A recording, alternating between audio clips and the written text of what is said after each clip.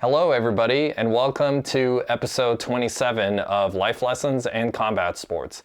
I'm your host, Eric Hamidi, and leading up to this, I've been pacing the show, and what I've discovered is that there's a lot of information on here, so I really don't want to waste any time giving a preamble. I just kind of want to get right into the episode. The only things that I will say is that this episode is picking up where I left off in episode 26 as far as talking about the rest of the history of WCW.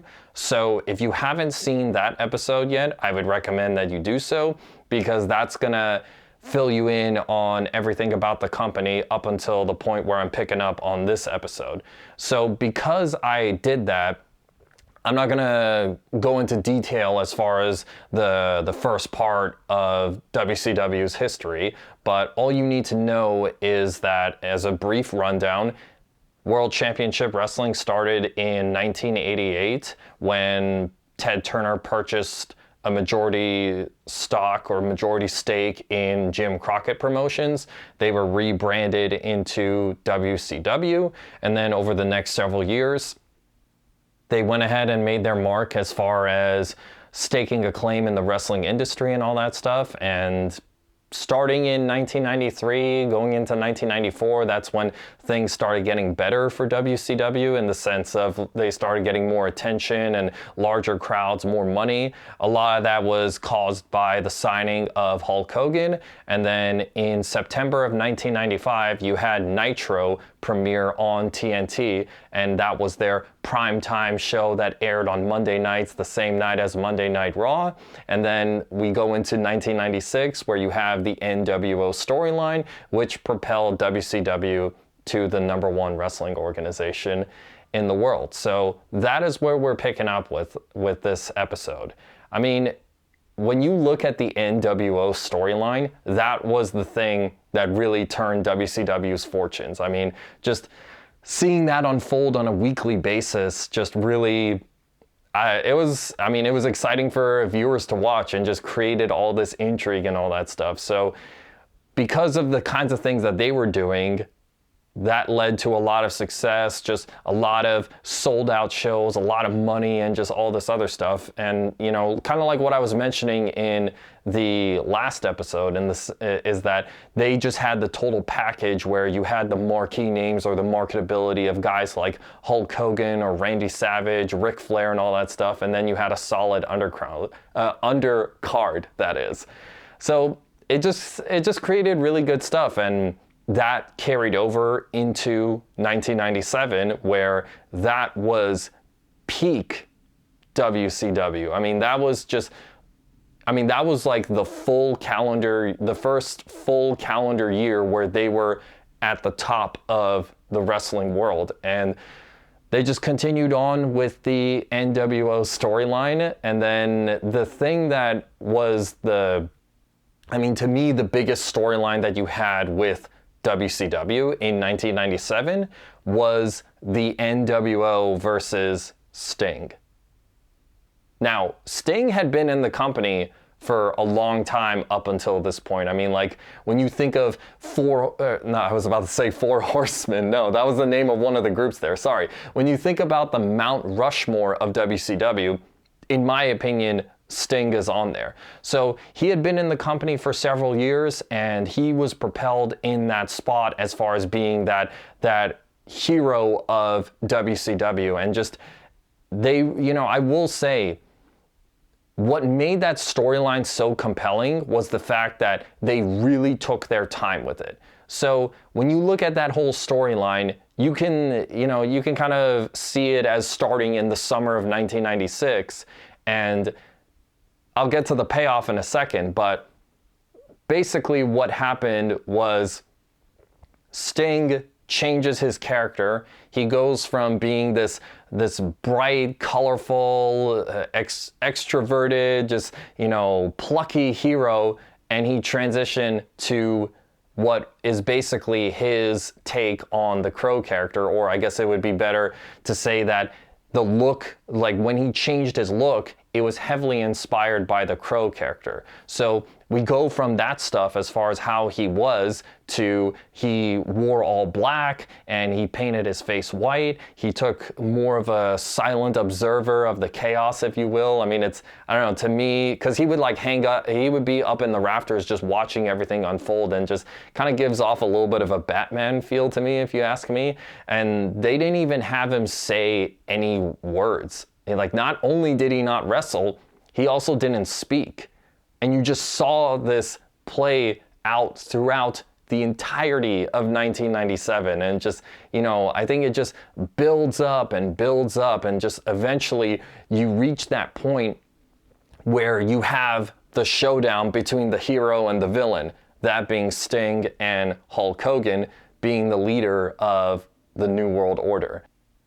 So then we finally get to Starrcade 1997, which is basically like their WrestleMania. It was their biggest show of the year. So that's quite a long time to wait for a showdown, to be honest. And, you really do have to take your time, because if you go through the story too quickly, like for instance, it's March and we're already like, hey, we got to stretch this out for 9 more months. You know what I'm saying? But they did, and it created the biggest show, or the most profitable show WCW ever had, and it was headlined by Hulk Hogan versus Sting for the WCW World title. And boy, what a convoluted mess that was. I mean, prepping for this episode, I've kind of discovered that is a story in and of itself. I feel like I say this a lot on this podcast, but that's a story in and of itself, and that I can make a life lesson about. To just kind of summarize it as briefly as I can, what happened was that there was just a lot of miscommunication or a lot of doubts on certain people's part that created a confusing, convoluted, anticlimactic finish to the story. Because instead of, think of any TV show that you watch. Imagine you have the showdown between the hero and the villain, and instead of it being like a competitive back and forth affair, it's just what it turned out to be was a one-sided beatdown and then a confusing finish and all that stuff. I really don't have time to get into it. I think what I do want to point out about Starrcade 1997 is the fact that, to me, that was like the first instance of WCW taking a storyline, and yeah, they were executing it well in the lead up to it, but then when the moment came for the match, it proved to be anticlimactic, and it just wasn't satisfactory to fans' likings. To me, that was the first time that they kind of let the viewer down as far as having a good payoff to it. Now, a distinction that I want to make is that I'm not saying that was, what caused the end of WCW. Because, here's the thing. I guess I'm saying this because when I was a kid, I thought to myself, oh, well, the reason why WCW went under was because, they had bad storylines, or they had bad matches, creative was bad, or there was a lot of politics involved as far as who constructed the storylines on a weekly basis and who would win matches and all this other stuff. And while I do think that those things play a role in it, you can't deny some other factors that were playing a role in WCW's demise. And I don't know, maybe those play more of a factor than anything else, or those were bigger contributors to WCW's downfall than anything else. What I mean by that is what happened in 1996 was that you had Time Warner merge with Turner. That's just, the first of a couple mergers during WCW's lifespan, which I'm sure that didn't cause any problems. But you had that happen, and there was just an eventual progression of executives from Turner getting involved in the management of WCW, and kind of, you had a situation where you had too many cooks in the kitchen, and a lot of that stuff started interfering with how the company was run and the organization and all that stuff. And just,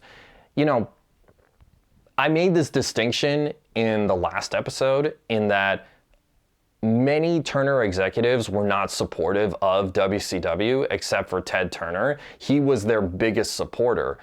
And with that, it created a situation where, according to Eric Bischoff, there would be a lot of instances where there would be some type of loss financially for Turner, and they would just assign that to WCW to make them look bad, which kind of just goes along with the overall theme that it just seems like by and large, Turner was never supportive of WCW or never truly wanted them or truly got behind them to make sure that they were a success. And that is something that Eric Bischoff, who, as a reminder, he was the executive producer for WCW. He got that job, that title in 1993, and then was promoted to senior vice president. I'm not sure if I mentioned that in the last episode, but they would meddle in the running of it. And according to him, there's a lot of stuff where, like I've been saying, there would be these individuals who would try to tell Eric Bischoff how to run the company who didn't really know anything about the wrestling business. But that would play out as the years went on. And just, I think it's important to say that if that's the case, then yeah, it would really lead to a situation where the company doesn't really have a chance to succeed. And just, if they are doing these things to try to sabotage WCW, then we have to heed that kind of impact or that kind of thing that contributed to it. And it just, as an adult, and as you learn more things about it, at least for me, I'm giving more consideration to these factors that led to WCW's downfall, other than, oh, well, Starrcade 1997 was the beginning of the end, or it was, at this moment where they did this storyline that, killed the company. Because this is what I'm trying to say. At its core, there were a lot of things that played into the downfall of WCW. It's not just one thing. It's not just this or that or what have you. It's a combination of multiple factors. Some things may have been a bigger contributor than others, but what I will say is that, if you have bad storylines and you don't have good programs, that doesn't help your case. And I think that just slowly but surely deteriorated whatever kind of like good faith or trust that viewers had for WCW. And in my opinion, I kind of feel as though the further away the company got from December 1997, the worse off they would become. So despite all that, WCW is doing pretty well, and they're going into 1998, which this is the time where some of these problems started kicking in. So what happened was that in early 1998, WCW starts another television show called WCW Thunder. And once again, according to Eric Bischoff, that created a strain for the company as far as, okay, now they have another television show that they need to produce. And not only that, going back to the whole self-sabotage thing, apparently allegedly, there was this thing where WCW's budget got approved for the year, and then sometime after that, it changed, and they were dealing with less money. Overall, this was like a problem for them because, okay, creatively speaking, we have to come up with more hours of television, and we're doing it with less money, which means we can't hire the kind of support that we need in order to pull this off. That was an added strain to WCW, but a more important thing was that WWE was starting to get their act together at this time. Toward the end of 1997, they start incorporating a more adult-oriented program, and they have the rise of Stone Cold Steve Austin, which, when you think about 90s wrestling, he's like the the standard bearer or whatever it is, like not the mascot. I don't want to say he's mascot, but he was the representative of wrestling in the 90s. So you had this thing where WWE started building up Steve Austin, and then they were building up the Steve Austin Vince McMahon storyline, and a lot of that stuff was helping WWF catch up to WCW. And then eventually that led to April of 1998, where Monday Night Raw won the ratings battle for the first time in that 83-week period of WCW winning.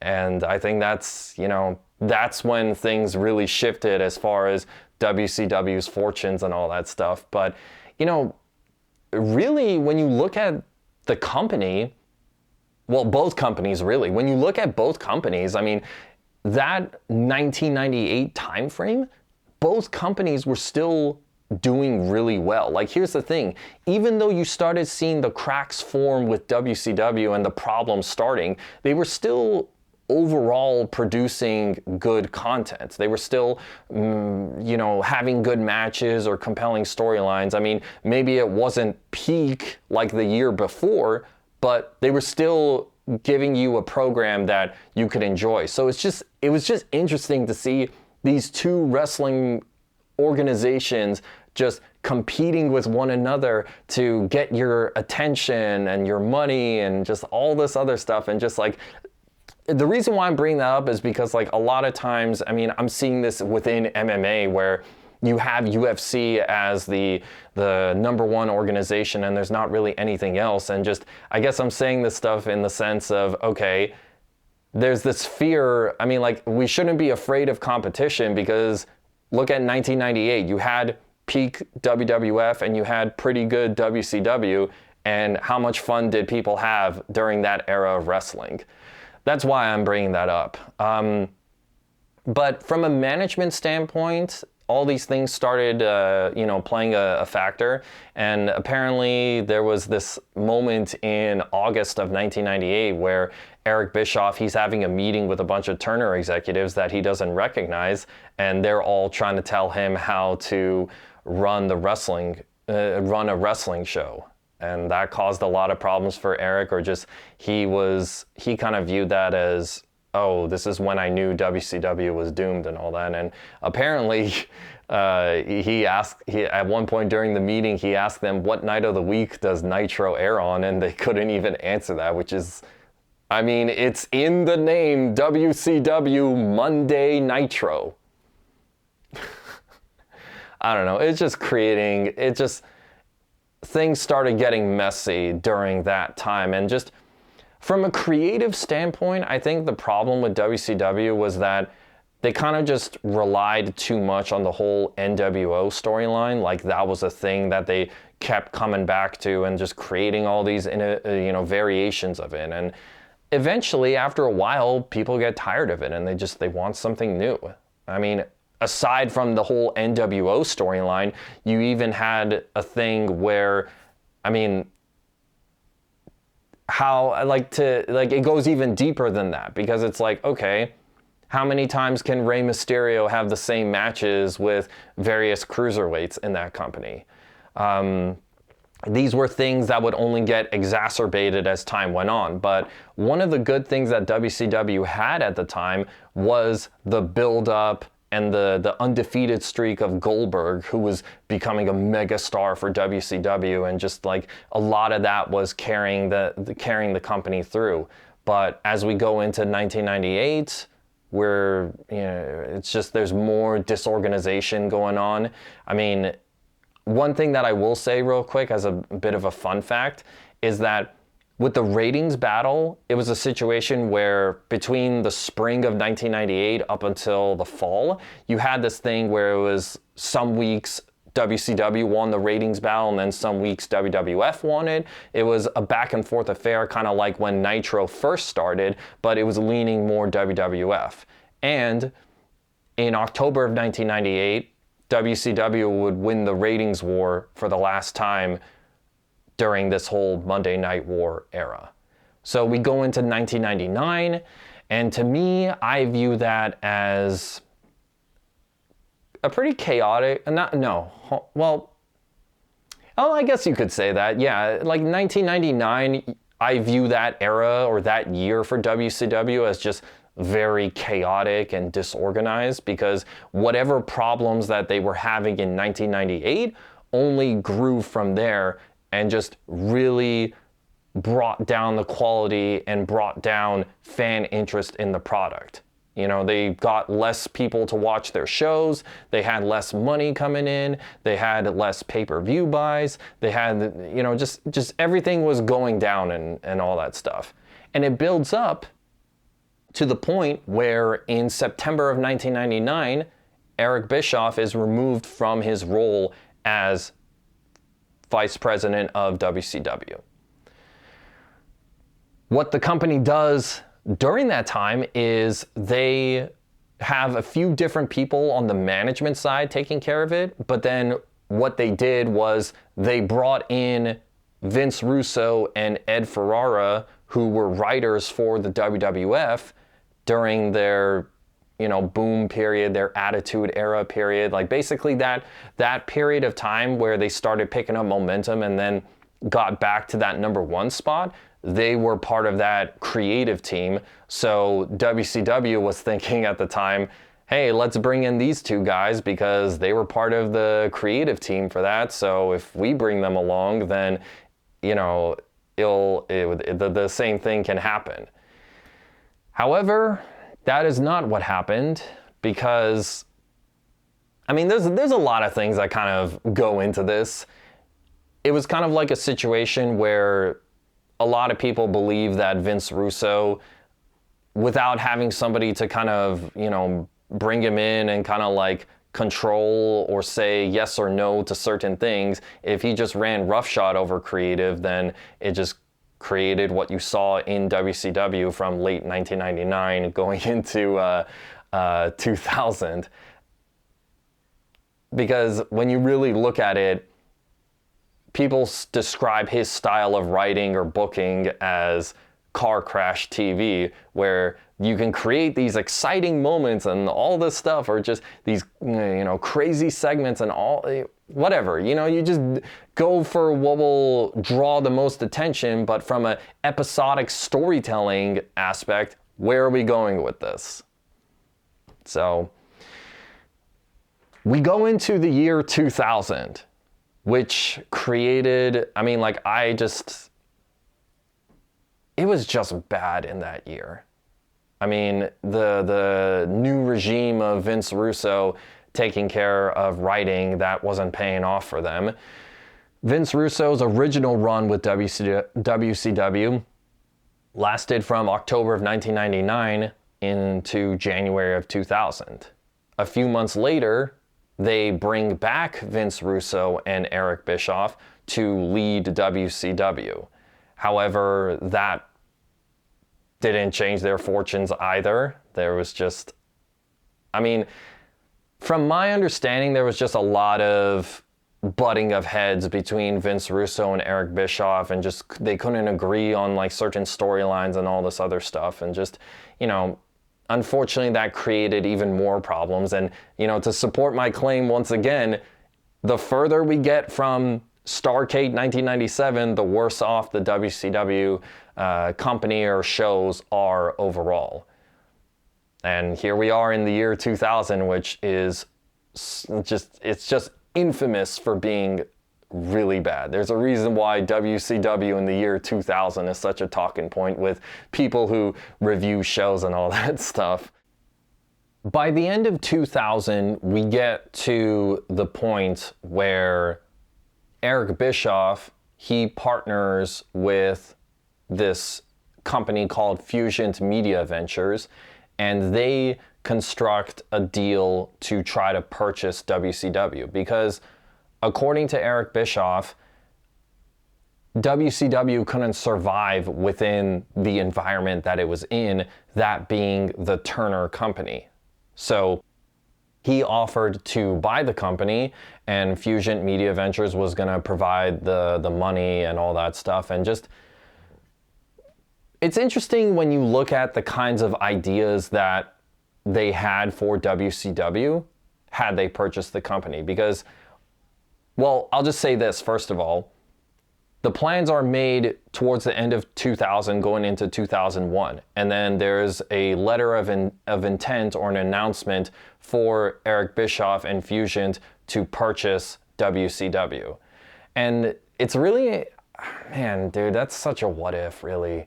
I would have loved to see how their ideas would have been executed, because some of the things that they had in mind was that they were gonna basically have a residency in Las Vegas to cut back on costs for travel and touring and just all this other stuff. And then they also had this idea to basically go off of TV for about 2 months or so, and then come back with a pay-per-view that was gonna serve as like the restart for WCW, and they were gonna call it the Big Bang. It just would have been really interesting to see all that stuff play out. So during this time where they're doing the due diligence of research and all this other stuff, Eric Bischoff, he had the impression that once this deal is finalized, then I'm going to be really busy and I'm not going to have any time I'm not going to be able to take any time off. So I may not get a vacation for a while. And this is the part of the episode, like this particular incident is basically the core of the life lesson that I'm going to get to in a few moments. With that information, Eric Bischoff decided to go on vacation with his family before all this. And his thought process at the time was, okay, when I come back, I'm going to have to basically hit the ground running. So he's in Hawaii and he's hanging out on the beach and everything. And then he got a call from one of his partners named Brian Badal. And he tells him that the deal is off.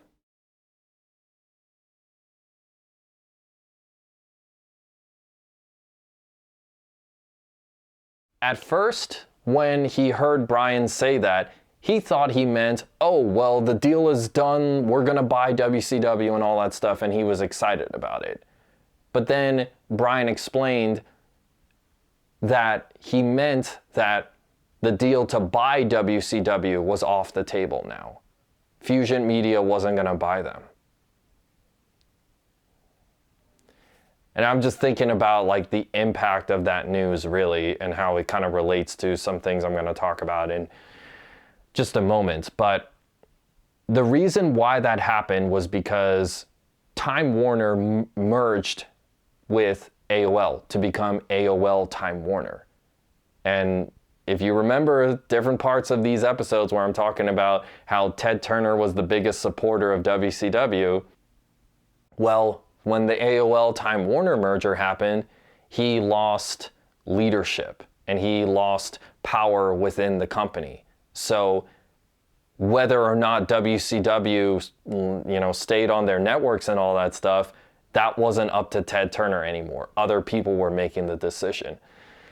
So Jamie Kellner, who I don't quite recall what his position for Turner was, but basically he was now in charge of the Turner networks, and he made the decision to remove all WCW programming from TNT and TBS. And without the TV deals, or without the network to air the shows, the deal became worthless, and Fusient Media pulled out from the deal. Because, and I don't know, I just think about the real death blow that was, because you have to think, this is 2001. There is no YouTube. There is no Netflix. There's no streaming service. There's, none of that stuff. It was the only platform that you could put your show on or have people watch your show. And it's like, if you don't have a TV show, then how are you going to get people to be invested in your product or to purchase either pay-per-views or merchandise and all this other stuff? And we have to look at it from a business standpoint, I mean, yeah, I mean, it sucks that Fusient pulled out, but, realistically speaking, as a business, if there's no television deal or there's no network where the shows are going to air and it becomes worthless, then why are they going to put money into it? I mean, they're not gonna think about the sentimental value of it, or just, hey, let's, take a chance. I mean, they just have to be kind of analytical about it, and just, they made the decision that they did. So basically, Eric Bischoff's ability to try to buy the company, that was eliminated. To kind of wrap up this whole story, what ends up happening is that WWE ends up buying WCW for around $4 million, something like that, which, I mean, people talk about how low of a number that was, considering that Fusient Media was going to purchase the company for $60 million and all that stuff. But WWE now owns WCW. They had their last show, they had their last Nitro show on March 26, 2001. We just passed the 25-year anniversary of that. And kind of like what I said in my ECW episode, that was the end of WCW as its own standalone promotion. We had the whole invasion storyline that happened afterwards, but to be honest, that's a story in and of itself that I could probably make a whole episode on. So I'm not gonna go into details about that. All you really need to know for now is, the invasion storyline. That was all within the WWE umbrella of what was supposed to be WWF versus WCW, and it did not live up to expectations.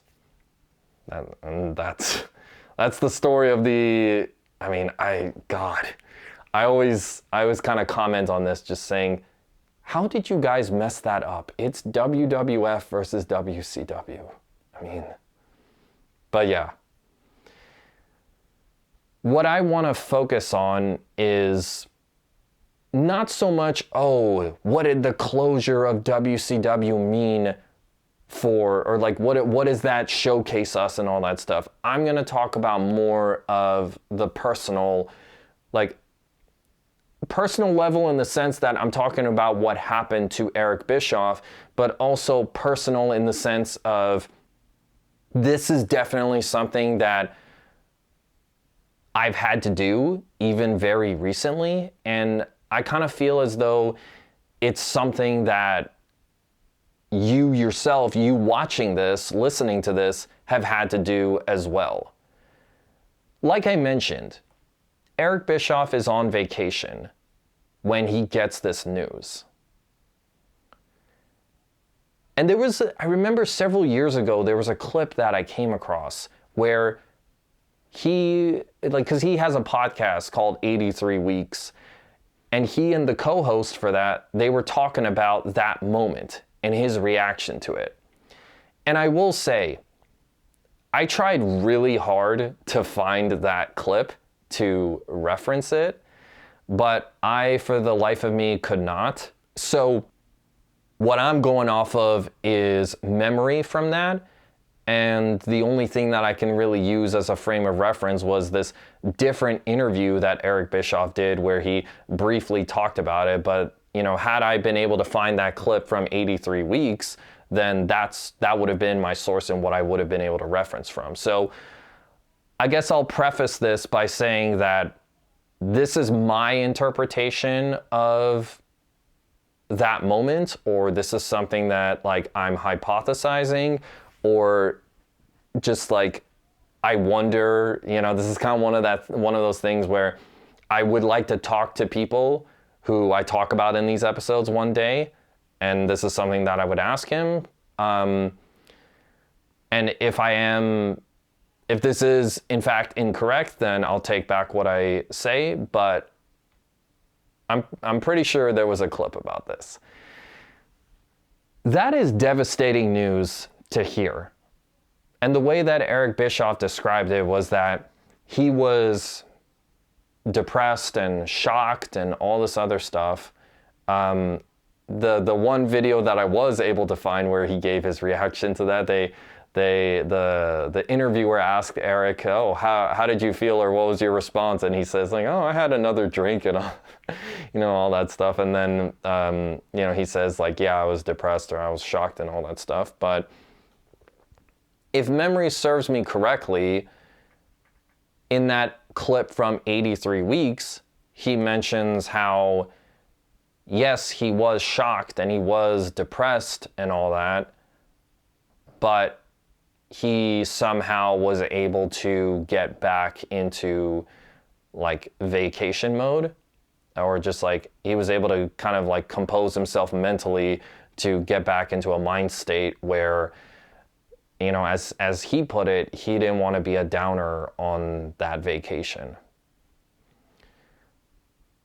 And that is the key, or that is the life lesson for this particular episode, is that sometimes you just have to compartmentalize things. And I mean, I guess you could say, yeah, there's the classic thing of, oh, if, you're at work and you need to like put whatever you're going through off to the side to like not, think about that stuff or what have you.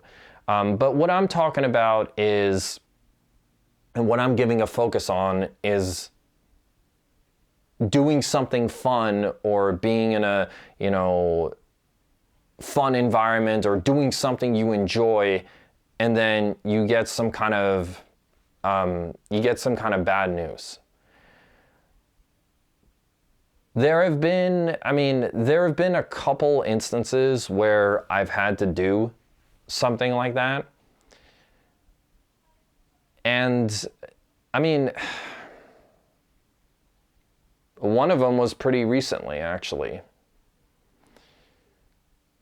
Which is I guess it's a little different from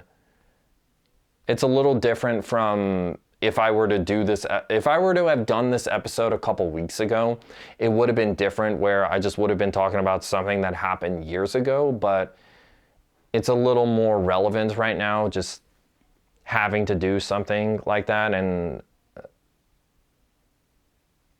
there's a lot of connection between what happened with Bischoff, or what, all that stuff. There's a lot of things I can relate to it, or I can see the similarities between what he went through and like the kind of stuff like that I went through, or just those moments where I had to compartmentalize some bad news. I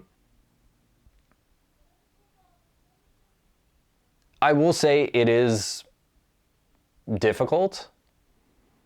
I guess what I will say is that I admire Eric Bischoff for being able to do that.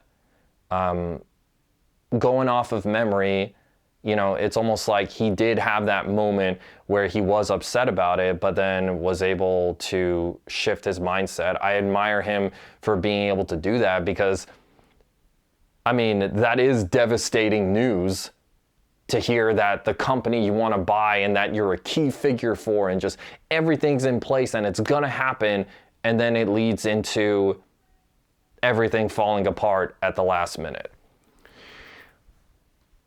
And at the time, that led Eric Bischoff to believe that his time in wrestling was over. So that kind of gives you a little bit more of an idea of how significant that particular moment was. And like he kind of alluded to, I guess he didn't want to be all sad and stuff while on vacation with his family, because, I mean, I would imagine that would have brought down the mood a little bit, and that was something he didn't want to do. So I think that's commendable, and I think like that aspect of it, can be an episode in and of itself. But like what I find interesting, and I've kind of spent a lot of time thinking about this, is that maybe you would think, how is that even possible?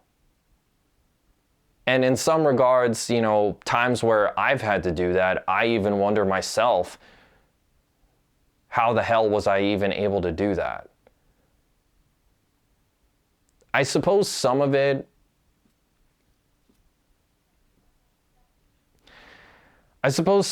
yeah, it does come down to willpower. But I think, at least for me, when I sort of had to do those things, you know, one instance in particular was that I was going to spend time with friends and I found out about something, you know, I got some bad news about something. But you know, I guess like the way I sort of saw it was like that time that I was going to spend with my friends, that was going to provide a distraction. Like it was going to help keep my mind off things, or just like maybe I kind of borrowed a little bit from Eric Bischoff, saying that he didn't want to be a mood killer. I think looking back on it, I kind of took inspiration from that to take that similar approach.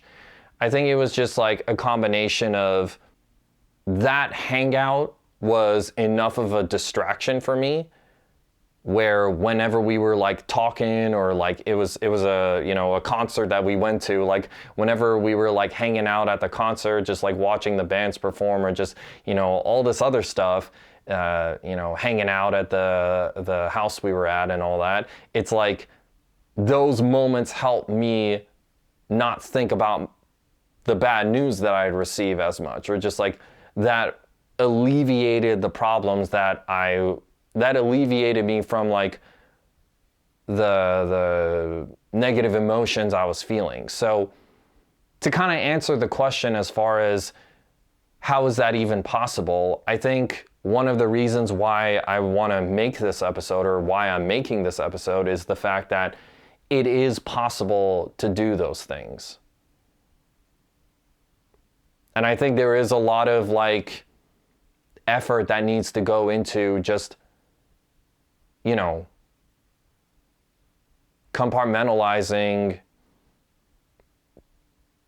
those things to try to enjoy yourself. I mean, I suppose given the fact that I don't have the video, or I couldn't find that video from 83 Weeks where he talks about it, I guess like because I couldn't, okay, sorry. What I'm trying to say is that because I didn't find it, I can't directly reference it. So I guess the whole point of this episode is to either give you a interpretation, like my own interpretation of that occasion that Eric Bischoff went through, or to hypothesize this was how he was able to do it, or what he did rather, because if I do ever get a chance to interview him, I would like to ask and get more details, and just like, you know, ask directly, you know, how was it that you were able to kind of like manage those emotions in order to get back to a point where you are able to enjoy yourself on this trip. Those are the kinds of, like, all of that are reasons why I'm making this episode.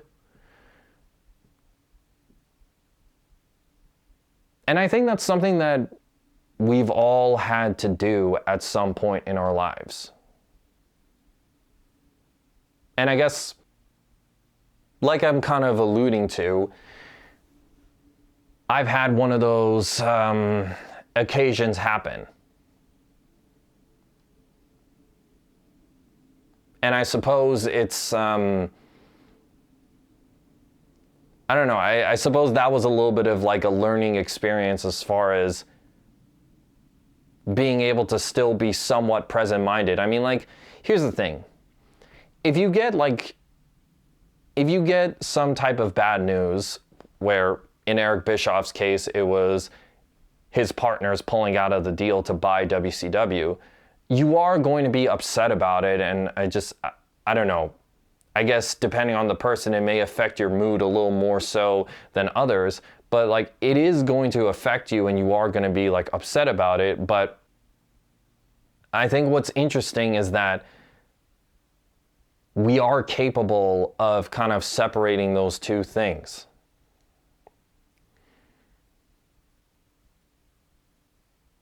You know, I'm thinking about those two times where I myself have had to do it. And, you know, those were very interesting experiences. And like, I don't know, maybe it was one of those things where Eric Bischoff, he had those moments where he felt upset about all that stuff. Like he had that moment to grieve and then went back into vacation mode. I mean, maybe it was just a process that happened, you know, over the course of a few minutes. I think something that can help, you know, your ability to compartmentalize those things is like if you're doing something enjoyable and you're around good people. And it's interesting because like I kind of just came to that conclusion at this very moment. When you look at Bischoff's case, he was with his family, he was on vacation, he was in Hawaii. You know, for me, I was hanging out with friends, you know, or at a wrestling show.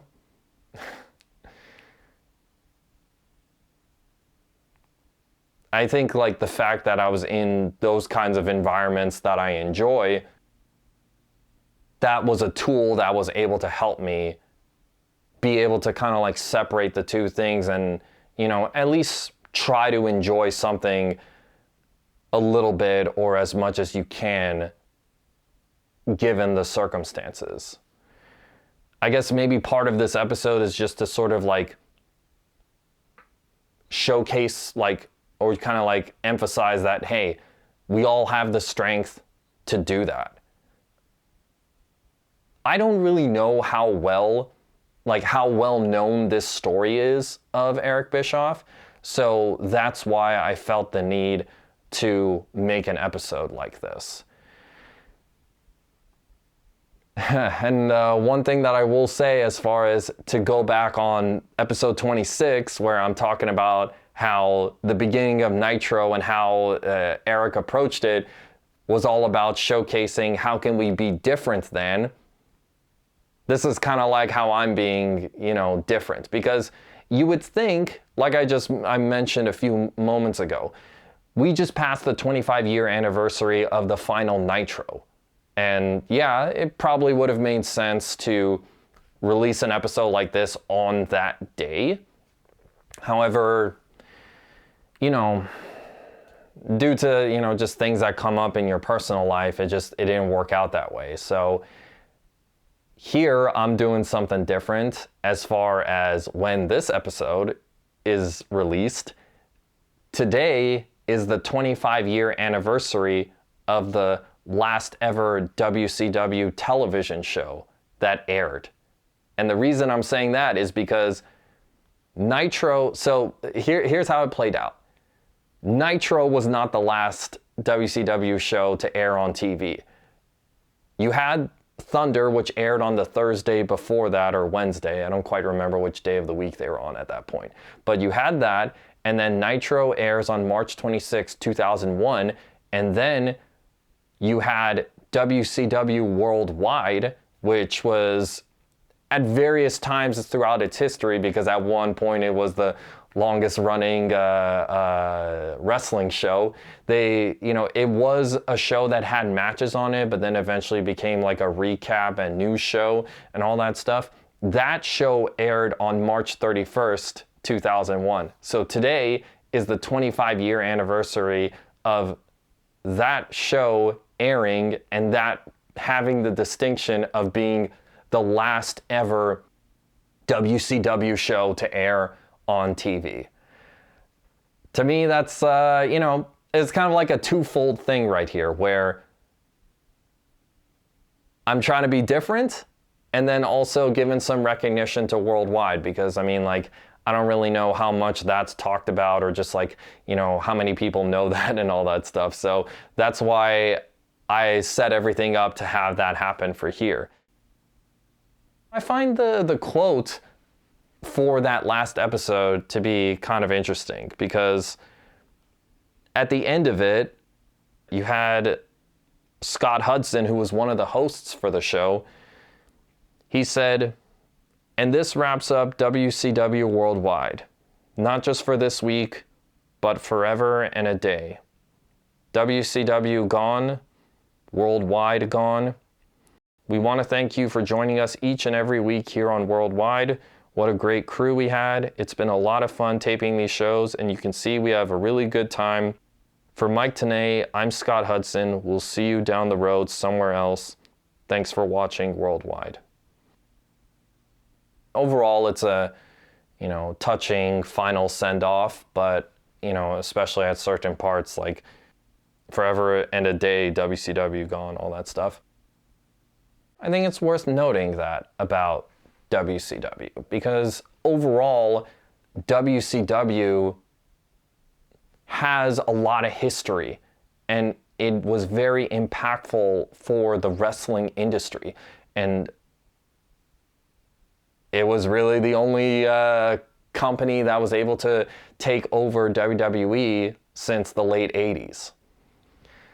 So I think there's a lot of fond memories that people have, and people should take notice, or just people should take the time to celebrate it.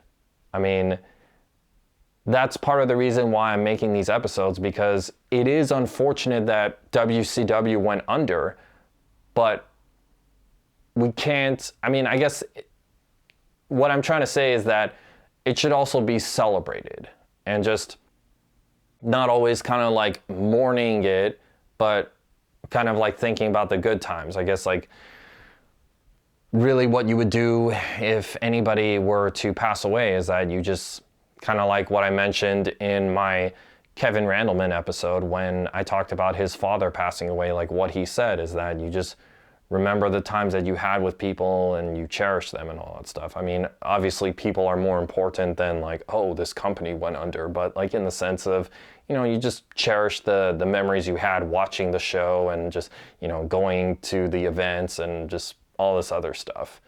But that was something I wanted to accomplish with this episode, was just describe to everybody like how we can be confronted with difficult things, but we're able to overcome them. Or just, I think having the right people or the right elements in place can really, help with that. And I don't know, maybe in some regards, I'm a little surprised myself that I was able to, operate as well as I did. But, maybe it's like that classic saying, you're stronger than you think.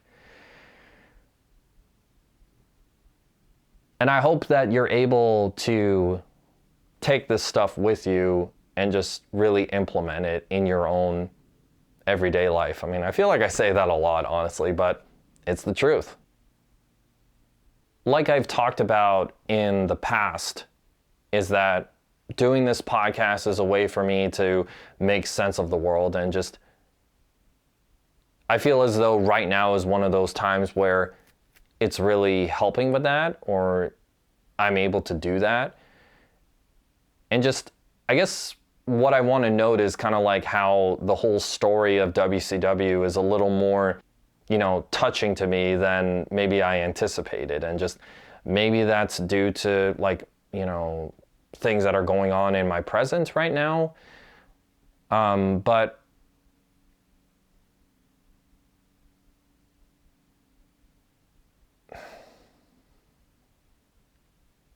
I guess like what I'm noting, or just what I'm thinking about right now, is just the kind of resolve that somebody could have, but then also just how like, all things come to an end at some point. And I guess like you just, you do what you can to try to like spend time, with people, and just, make the most of it and such, and just,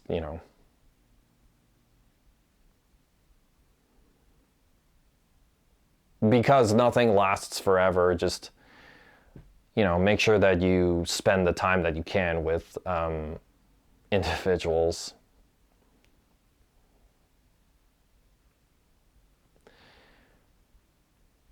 It's quite the story WCW is.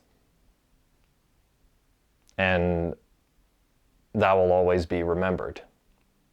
I'm curious as to if any of y'all ever went to a WCW show yourself, or just what are some of your favorite memories that you have, or just, it would be really interesting to hear that stuff. Let me know what your favorite WCW memories are in the comments section below, or give me your thoughts on this episode and what you thought about it. Be sure to like, share, subscribe to my videos, and be sure to follow me on my social media accounts. I'm L Combat Sports on Twitter, and I'm Life and Combat Sports on Instagram. I'll catch you on the next one. See ya.